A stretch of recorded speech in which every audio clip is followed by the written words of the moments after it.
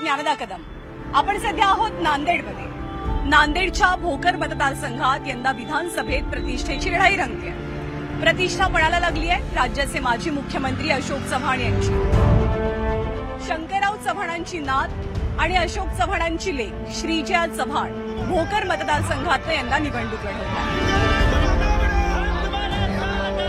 खरं तर नांदेड हा फार पूर्वीपासून काँग्रेसचा बालेकिल्ला, पण अशोक चव्हाणांनी भाजपमध्ये प्रवेश केला आणि या मतदारसंघातली राजकीय गणितं बदलल्याचं चित्र पाहायला मिळालं. आपले आजोबा, आपले वडील आणि आपली आई यांच्यानंतर आता श्रीजया भोकर मतदारसंघाचं प्रतिनिधित्व करण्यासाठी सज्ज झालेल्या आहेत. एक युवा नेतृत्व, एक तरुण नेतृत्व म्हणून या मतदारसंघासाठी श्रीजया यांची स्वप्न नेमकी काय आहेत? जातीपातीच्या राजकारणाला श्रीजया यांचं काय उत्तर आहे? शंकरराव चव्हाण साहेबांची नात, अशोकराव चव्हाण साहेबांची मुलगी आणि अमिताभ बच्चनची मुलगी आणि आज आपल्या तांड्यातली मुलगी. पॉलिटिकल नेपोटिझमच्या आरोपांना त्या कशा सामोऱ्या जातात आणि यंदाच्या निवडणुकीत त्यांच्या समोरचं सर्वात मोठं आव्हान कोणतं? या सगळ्या प्रश्नांचा आढावा आणि उत्तरं जाणून घेऊया श्रीजया यांच्याकडनंच एक दिवस प्रचाराचा या आपल्या खास कार्यक्रमातून.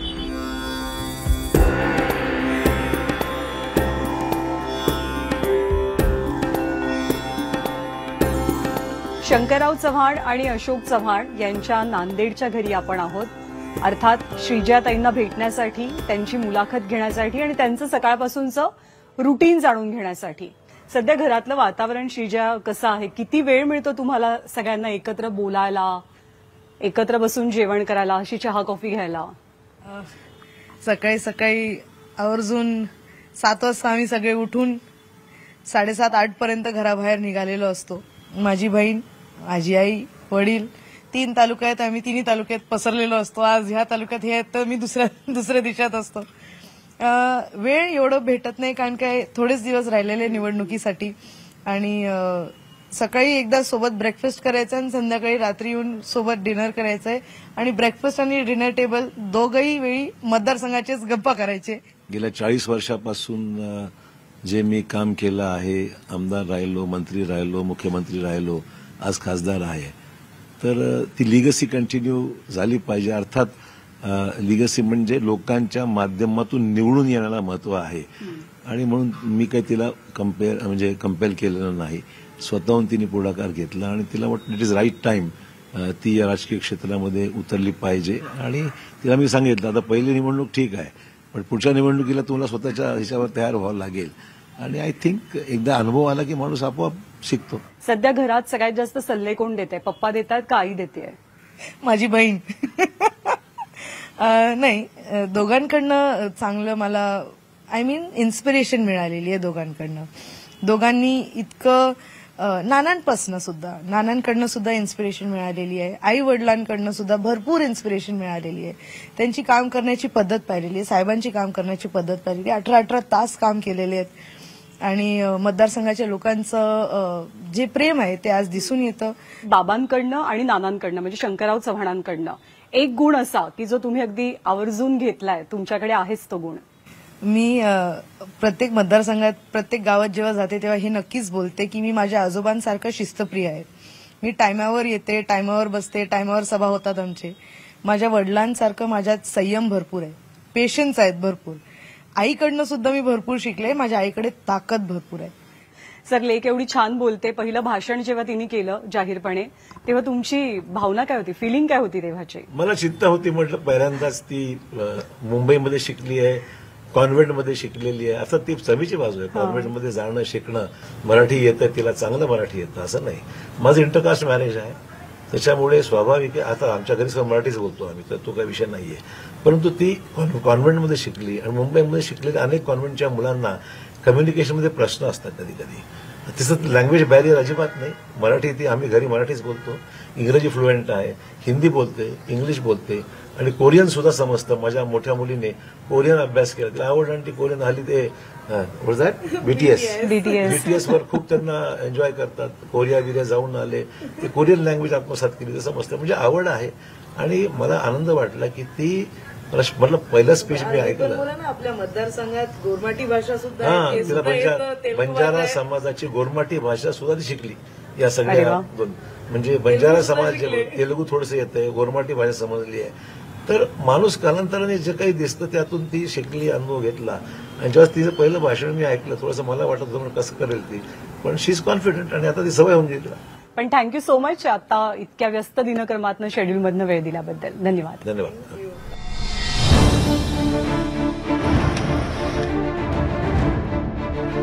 देव समजिता बरं, कारण त्या घराण्यामुळं आमच्या घरावर पत्र होते, त्या जागेवर स्लॅब पडली.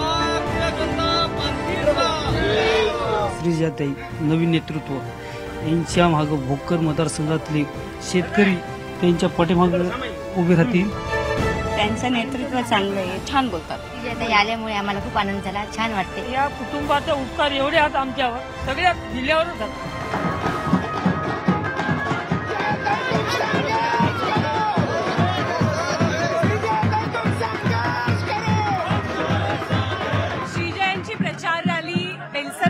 पोहोचलेली आहे. त्यांच्याशी आपण संवाद साधूया. स्वागत काही थांबत नाहीये तुमचं. नाही नो, इतकं प्रतिसाद, इतकं प्रेम. तरुण नेतृत्व आहे आपलं भोकर नांदेडसाठी आणि सोबतच महाराष्ट्रासाठी, महाराष्ट्रातल्या तरुणाईसाठी. आता काय व्हायला हवंय असं तुम्हाला वाटतं? तरुणांचे मी तर भरपूर खुश आहे. की तुम्हाला प्रतिसाद दिसतोय. तरुण असल्यामुळे एक वेगळी एनर्जी आहे, लोकांची एक वेगळी इच्छा दिसून येते. आपणच बघा कसं आहे. पहिल्यापासून आम्ही ध्यान घेऊन महाराष्ट्राच्या राजकारणातली एक तरुण नेतृत्व म्हणून कोणती गोष्ट आता बदलायला हवी असं तुम्हाला वाटतं? तरुणांचे जे गरज आहेत, तरुणांचे जे प्रश्न आहेत त्याच्यावर जास्त लक्ष देण्याची गरज आहे. आता सध्या ज्या पद्धतीचं राजकारण सुरू आहे ते राजकारण पाहता कोणती गोष्ट तुम्हाला खटकते म्हणजे असं नाही, पण मला असं वाटतं आताच्या राजकारणात जर नवीन चेहरे आलेत तर नक्कीच नवीन एक उमंग येणार, नवीन फोकस येणार, नवीन जे आपण करू शकू लोकांसाठी, मतदारसंघाच्या लोकांसाठी. जे आपल्या तरुणांमध्ये स्पीड आहे ती आज मला वाटतं भेटणार आपल्याला. तुम्ही या प्रेमाचा स्वीकार करा. आपण संवाद साधतच राहू, पण हे तुमचं प्रेम आहे, तुमची जनता आहे. So carry on. धन्यवाद. आपल्या गावाची सगळं समस्या जाणून घेतलेल्या आहेत, सुशिक्षित आहेत, उच्च शिक्षित आहेत. महिलांना सक्षम करण्याचं आज महाराष्ट्राने तर ठरूनच घेतलंय.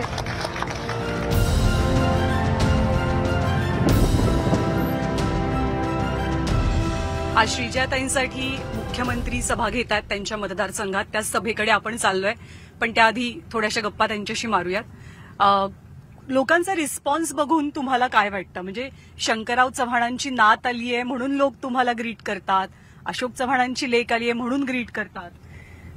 गावात जेव्हा मी पहिल्यांदा भेट द्यायला जाते तेव्हा गावात शिरताना तर मी अशोकराव चव्हाण साहेब, शंकरराव चव्हाण साहेबांची नात किंवा अमिता भाभींची मुलगी म्हणून जाते, पण गावातल्या जेव्हा बाहेर पडते तेव्हा त्यांची मुलगी म्हणून बाहेर पडते मी. आणि तो प्रतिसाद पाहिलेला आहे मी. लोकांच्या डोळ्यात ती एक चमक पाहिली की आज मला कोणतरी नवीन भेटायला आलेलं आहे. तुमचं लाईफ कसं बदललं गेलं 3-4? कारण कार्यकर्ता म्हणून बाबांचं काम करणं आणि आता स्वतः उमेदवार म्हणून उभं राहणं खूप फरक आहे. तुमचं लाईफ कसं बदललंय? लाईफ भरपूर बदललाय. अगोदर सकाळी उठायचे, देवपूजा करायची आणि जे काय कार्यक्रम असायचं दिवसभराचं ते असायचं, पण आज उठते, आंघोळ करते आणि जेव्हा देवासमोर बसते तर आदरणीय व्यासपीठ देवांना सुद्धा बोलते मी.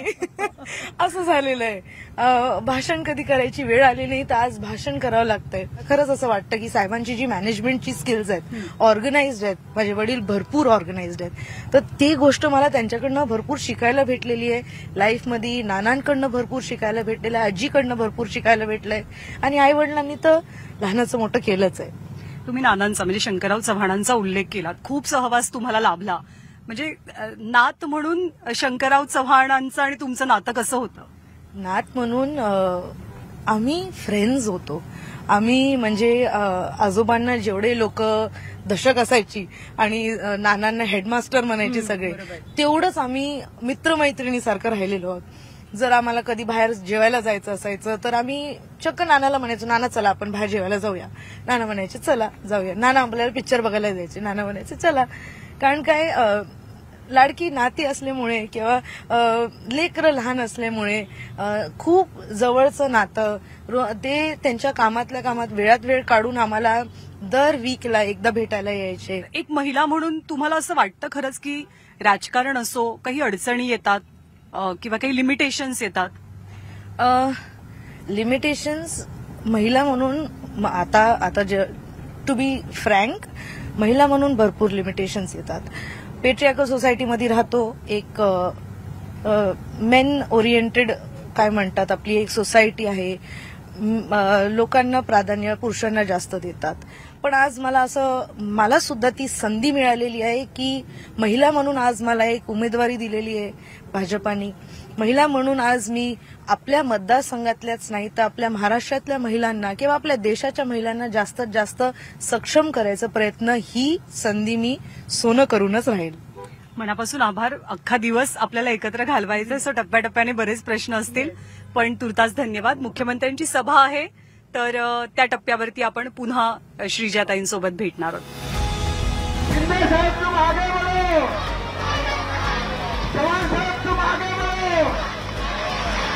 कोकणचा विकास करण्यासाठी आपल्या सर्वांचं साथ पाहिजे. विशेष आभार मानायचे मराठा समाजाला 10% आरक्षण देणारे एकनाथ शिंदे साहेब या ठिकाणी आलेले आहेत.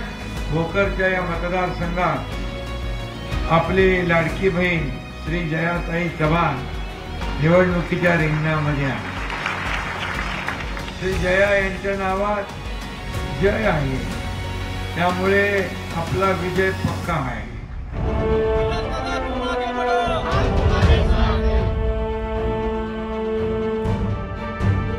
तर आपला दिवस घरापासून सुरू झाला आणि मुख्यमंत्र्यांची सभा झाली. आणखी 2-3 गाव भेटी झाल्या आणि योगायोग असा की अमिता भाभी पण जेवणाच्या वेळेला आपल्याला भेटलेल्या आहेत.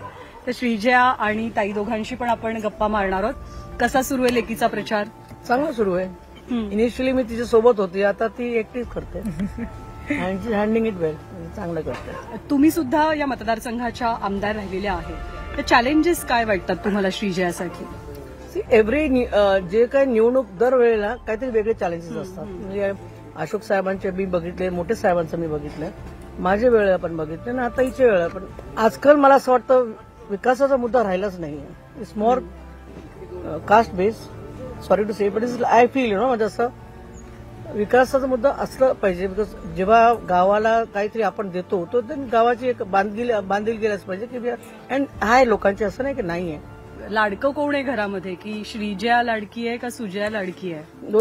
दोन्ही ही माझ्या दोन्ही नाही. साहेबांची ती जास्त लाडकी आहे.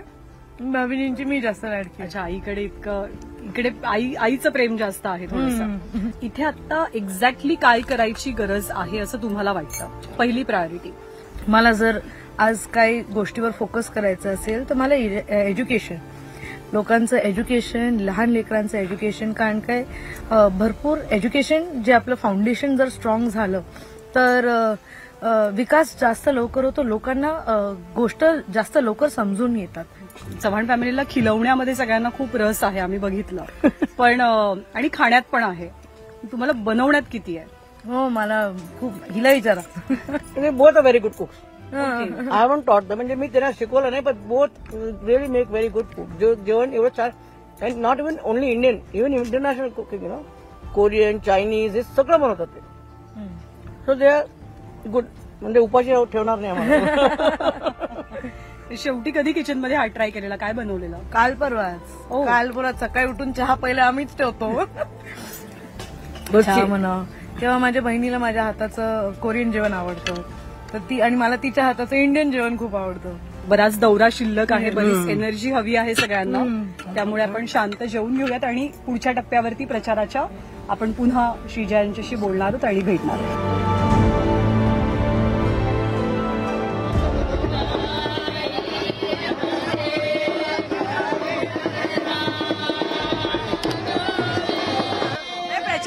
गडबडीमध्ये असं माहोल बघितला की काय फिलिंग असते? आनंद होतो.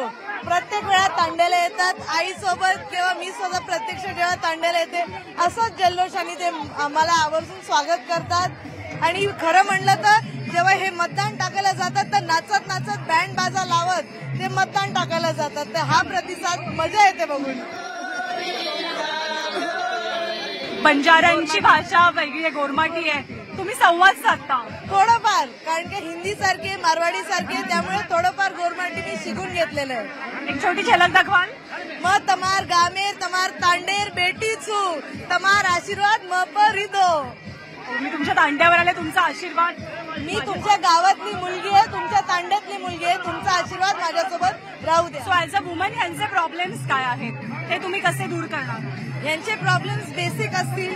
कदाचित तांड्यात कधी कधी आपण जेव्हा एकदम बॉर्डर साईडला जाऊ तेव्हा कदाचित थोडा पाणीचा त्रास असेल, पण आता ते सुद्धा सॉल्व्ह झालेलं आहे, कारण का तलाव मंजूर झालेले आहेत आणि भविष्यात पाणीचा त्रास कमी असणार.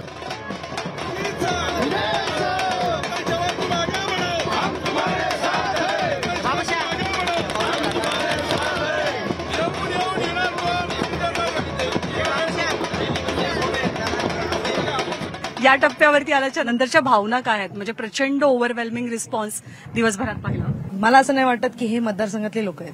हे प्रत्येक जण जो आज इकडे आलाय माझ्या कुटुंबाचा एक भाग आहे आणि मला आशीर्वाद द्यायला, माझ्याशी 2 मिनिटं बोलायला ही गर्दी त्यामुळे इथे आली आहे. महाराष्ट्रामध्ये सध्या 2 विषय खूप चर्चेत आहेत. त्यातला एक म्हणजे जातीपातीचं राजकारण. तर तुम्ही सगळ्यांशी आम्ही पाहिलं दिवसभर खूप प्रेमानं वागताय, समझोत्यानं वागताय. तर या सगळ्या राजकारणाला तुमचं उत्तर काय आहे? उत्तर मला असं वाटतं मानव सेवा हीच माधव सेवा आहे आणि आमच्या कुटुंबाचा तो एक भाग राहिलेला आहे की आम्हाला लोकांची मदत करणं, सर्वांना घेऊन. Love all serve all is our motto. सगळ्यांची सेवा करणं आणि सगळ्यांशी प्रेम करणं हे आमचं मोटो आहे. वेगवेगळ्या दिला जाणाऱ्या स्लोगन्स म्हणजे बटेंगे तो कटेंगे असेल किंवा एक है तो सेफ है असेल, तर अशा घोषणा फायदेशीर ठरतात का? तुम्ही पाहिलंच असेल सकाळपासून जे सुनामी आपल्या सोबत चालू आहे, हा जो जनतेचा लाट आपल्या सोबत आलेला आहे, तुम्ही पाहिलंच असेल. तर मला नाही वाटत असे नरेटिव्ह आमच्याकडे चालतात. तुमचे मनापासून आभार आणि तुम्हाला खूप साऱ्या शुभेच्छा. डेब्यू करताय, तो डेब्यू यशस्वी व्हावा अशा आमच्या शुभेच्छा आहेत. धन्यवाद आमच्याशी बोलल्याबद्दल आणि आज दिवसभर वेळ दिला. Thank you so much. It was really खूप छान वाटलं आपल्याशी बोलून.